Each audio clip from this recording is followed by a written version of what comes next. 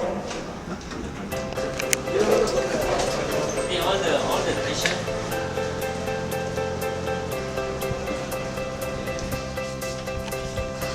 I'm here at the Western in Lima with Chef Wilfred Duss, who's been assisting us for quite a few months on this project, getting all of these ingredients together, which we have a beautiful variety of here. A lot of these things are specific to the region. We've got things which are a bit more common, apples and, well, the potatoes are, I guess, from all over the world, but potatoes are originally from Peru, so we've got some special varieties here that we're doing some amazing dishes with. So some things that we know well, some things are a little bit more exotic, like quinoa we have from the mountains, and this pejere, which we're going to learn a little bit about too. So, Chef, what's the, like with these ingredients, are these commonly used in the restaurant all the time? It's very common right now, and in fact you don't get it as much as you used to do in Peru, because everything has been exported out. So the prices have gone up, and people don't use it as much as we would like to. But we got this donated to us. We got 10 kilos of quinoa that we received a couple of days ago. We're going to be doing some nice salad with it. Yeah, right. So that everyone can try and get to know a little bit more about quinoa. Yeah. And we received also a recipe for that from one of our restaurants in Peru, who's going to be helping us with that. Yeah, cool. And then we've got here some pejere. Well, this fish basically is fished close to the shore in Peru. Right. And they are out of fashion right now because no one eats them anymore. Okay. Right. So they are in abundance. We don't overfish them. So they were a staple, but now people want more exotic things. That's true. That's true. And because of that, they've been left out. So we just got like 10 kilos of this donated to us by our seafood suppliers. And we're going to be making a escabeche of pejere for lunch tomorrow, so that everyone can have a taste of the escabeche of Peru. We received some maca powder. This is the whole maca, and once it's processed, this is what you get. According to Peruvians, they say it's aphrodisiac. Wow. I don't know how true that can be, but we could do some desserts with this. Yeah, we're going to be doing some desserts with this for tomorrow. Yeah. And then we received some anchovies as well. So this is used more for flavor, or does it add texture? Does it thicken, or? It's texture, flavor. Okay. It doesn't thicken like it's supposed like others, but it's so it's a dried fruit rather than sort of a starchy thing. It's sort of hard to tell from the look of it. The dried whole ones, you could stew them, boil them up, and make like a porridge. Okay. Sweeten or salty. Okay. Both ways. Right. It works both ways. Is it a sweet fruit when it's fresh? It's inedible. Right. It's inedible. Okay, so we're going to do some work. Yep. All right. Lots of work. Lots of work. Cool. This is really interesting because I know that I've been reading a little bit about the anchovies. These have been donated to us by some of the researchers that have been working within sustainable fishing around the world. There's the story behind the anchovies, as far as I understand, is that in the 50s, so Peru is the biggest exporter of fish meal in the world, and anchovies are the main source of that. And 99% of anchovies, which are like anchovies, but they're a bit bigger, and these ones are beautiful. We just tasted them. They're really nice and meaty and sweet. But these ones are, because they have a very quick life cycle and they breed very quickly, very easy to promote sustainability within the structure of those. So there's quite a few universities working with these projects at the moment, and this has become a staple of many high-end restaurants and also throughout homes as well. So yeah, you use these a lot? We do actually use them a lot. And what we're going to be doing with them is we're going to just roll them up with some olives. Here's one I prepared earlier. I didn't actually, but these are beautiful. So we maintain the flavors, we keep the flavors and not lose the texture. They are really nice. Moving on to something that most people understanding this language I'm speaking right now haven't seen before, we've got this camel. So camel, I recall that on one of my health kicks a little while ago, decided to buy a jar of some incredibly expensive camel powder. I don't know what it was supposed to do, but it was really expensive, so I bought it. So what did you do with it? I put it in smoothies and things like that. Okay. So there's a lot of fruits that come from, I guess, we always think of the Amazonian forest as giving us a whole lot of different fruits that have high health properties. I understand that this has more vitamin C than it does than anything. any other fruit Yeah. that's available. So it's really very acidic when Yeah. it's eaten as a fruit. Yeah.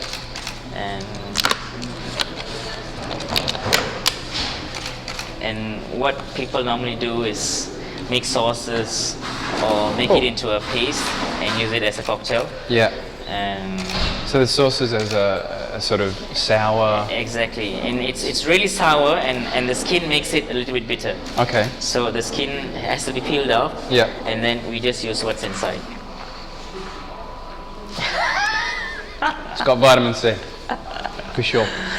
So just a couple more things here, I guess. We've got these. These are the yellow potatoes? It is the yellow potatoes that are very low in carbs. Yeah. And they are very much consumed in Peru, like on a daily basis. Mm-hmm.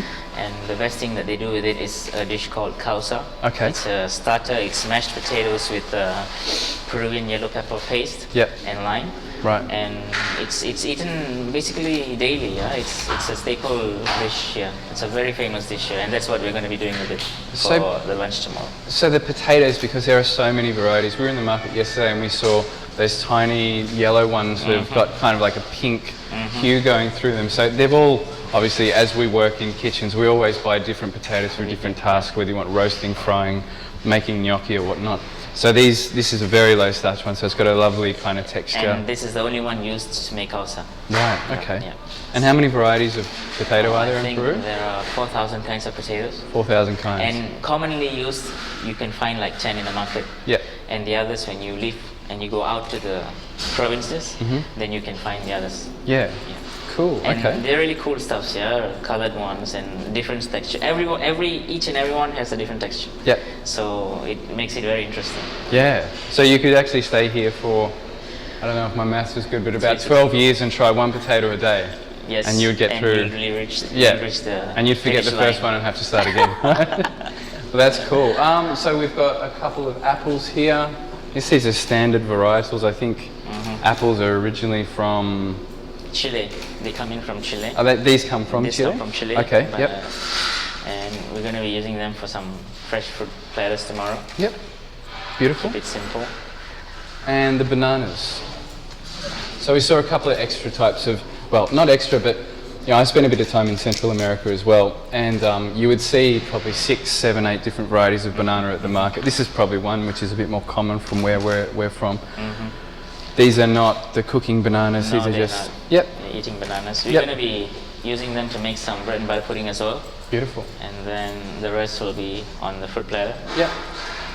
Yeah, it's interesting. I think one of the things we found at the market yesterday, a lot of these bananas, this is what I would look for if I was looking for a good banana, but really, if we had bananas delivered in a lot of kitchens in Australia that had any blemish or any darkening, they would not be accepted. I mean, we focus so much in different cultures on presentation rather than taste. So it's been amazing being here for the past couple of days, just experiencing the food once again.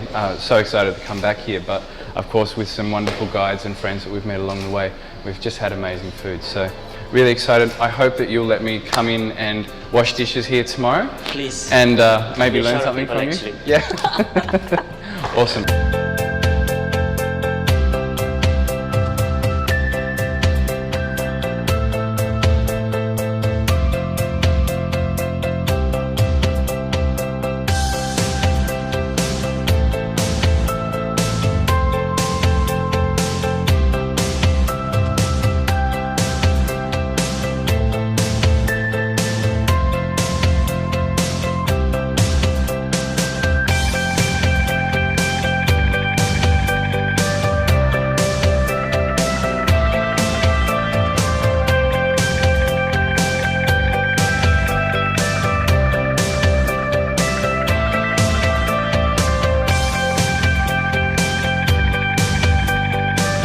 So what we have here is our bread and butter pudding. This is one of the staples of things that we do in our classes in Australia. We receive a lot of bread. It's one of the things in Australia they have, in a lot of places they have a full shelf policy. So they're keeping the bread stations in all the supermarkets full until like 11 o'clock at night. So these places are closing at midnight. They keep that look of abundance, which is one of the issues all the way up until 11 o'clock. So by the time you get to that bread being a day old, which no one wants to buy, everybody wants to make sure it's from the day that it was baked, they're starting to throw it out. So we get calls for huge amounts of bread. We could pick up tons of bread a day if we had resources and people that wanted it. So what we do when we also get donations of things like eggs and milk, which we do get quite often, so we make bread and butter pudding. Because it is just a good way to round out meals. It's got a lot of fibre, it's got some protein, and because everyone deserves a treat. It's a fairly healthy dessert as well. We have a pretty low amount of sugar in it. It's got some dried fruit as well. So basically we're just baking custard into bread. This bread, day old, chef? They are old leftover breads that I don't use. Yeah. And this is what we do. We keep them. Like for example, we had to make lots of sandwiches for the weekend. Yeah. And we had a lot of breads that we couldn't use. Yeah. And we're gonna put that in the buffet tomorrow. So it's really impressive. I've worked at a couple of hotels. I've worked at a lot of places. I've never seen an undertaking where they don't use anything except their own bread. So the pastry section here, which is not huge, it's just got an incredible output, and the quality of the bread is just amazing too. So these guys are baking this fresh daily. They're baking it for buffets, so it's very hard to really know exactly how many loaves they're going to need. Anything left over is used up as much as possible. So this stuff has come from the past couple of days. It'll be sliced up, soaked in a little bit of, we got sugar, a bit of vanilla here, some dried fruit and eggs, and basically just soak it in there and bake it up and serve it. Beautiful treat. This bread is supplementing a donation that we got from Pan de la Chola, which is a small bakery in Miraflores, which is pretty well known. It's got artisan sourdough, so they don't use yeast, they're just fermenting their own stuff every day and making some beautiful bread. We're just upping the yield basically and mellowing out the texture. We got basically sourdough and some grain breads from those guys, which would make for, let's say, an excessively healthy dessert. So what we're going to do is add some of these beautiful soft textured breads just to mellow it out a little bit. A lot of the ingredients that we're actually using over the course of this preparation have come from basically the way that chefs approach utilizing food scraps. So when we're talking about scraps, we're talking about when you guys go to a restaurant, you are receiving one tiny cut of a fillet of fish or a fillet of steak or whatever.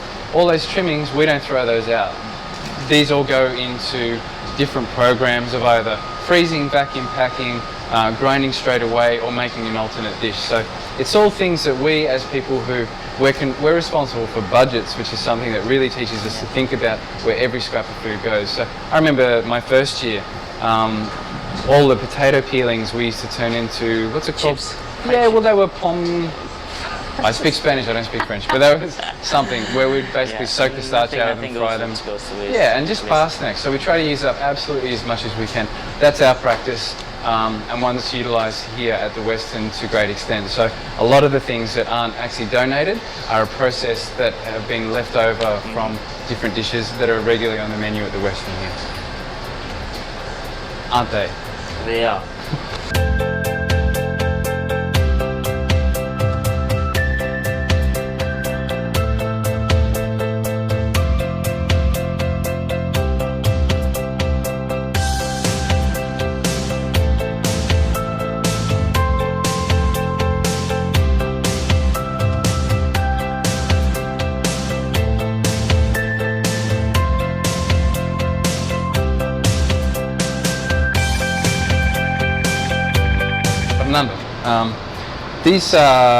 So what we're looking at here is that at the moment we're in Lima for the COP20, and there's a lot of extra security for all the delegates and all the ministers that are here.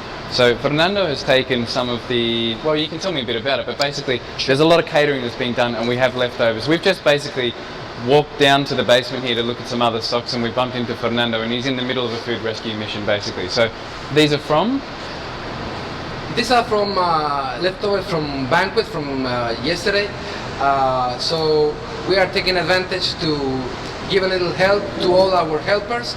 You know, we have many police officers, firefighters, people that is involved in this whole operation for COP20.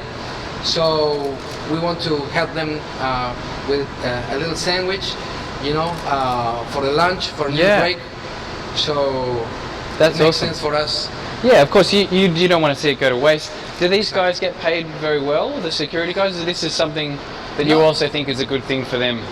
Yeah, they are. It's not really or extremely well paid. But so when it comes, it's a surprise. It's free, so it will help them to be focused in their jobs, and it's a little way to say thank you. They must really appreciate that.